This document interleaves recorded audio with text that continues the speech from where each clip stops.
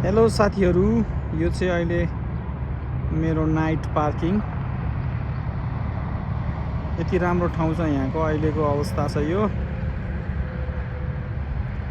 अनि यहाँ चाहिँ अहिले यस्तोरी मैले भिडियो खिचिरहेको छु तपाईहरुलाई। यो नाइट पार्किङ आजको ठाउँ बस्ने सुत्ने ठाउँ चाहिँ मेरो यही हो। यो चाहिँ मेरो ट्रक अनि यहाँनिर चाहिँ यस्तोरी बसिरहेछ। सिआर इन्जिन पनि छ।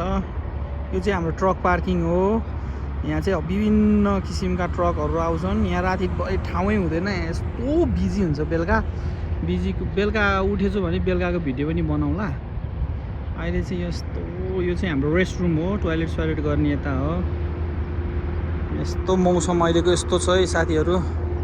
यो चाहिँ मेरो ट्रक यहाँ छ अनि ट्रक अनि म चाहिँ यसो वाकिङमा हिँडेको अहिले चप्पलमा छु म।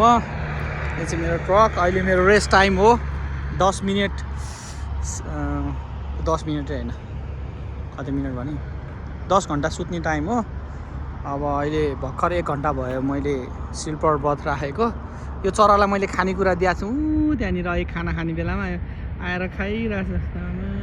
ओ अर्को पनि आएछ अहिले त। ल मैले त्यहाँ खाना राखिदिएको थिएँ, उसले खाइरहेको रहेछ। ल किनभने यस्तो ठाउँमा रुख पनि छैन। हेर्नु त तपाईहरुले, एउटा रुख पनि छैन। अनि उनीहरूलाई खाना कसरी आउँछ हैन। अनि मैले चाहिँ यसो खाना गाडीमा थियो अनि मेरो खाना लगेर दिएको के उनीहरूलाई। उनीहरूले खाइरहेछ।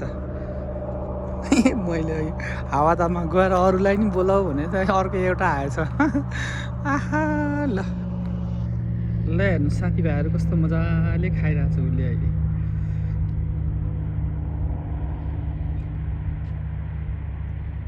ल मजाले खाइरहेको छ। धेरै अगाडि नजाउँ फेरि डढाउँछ।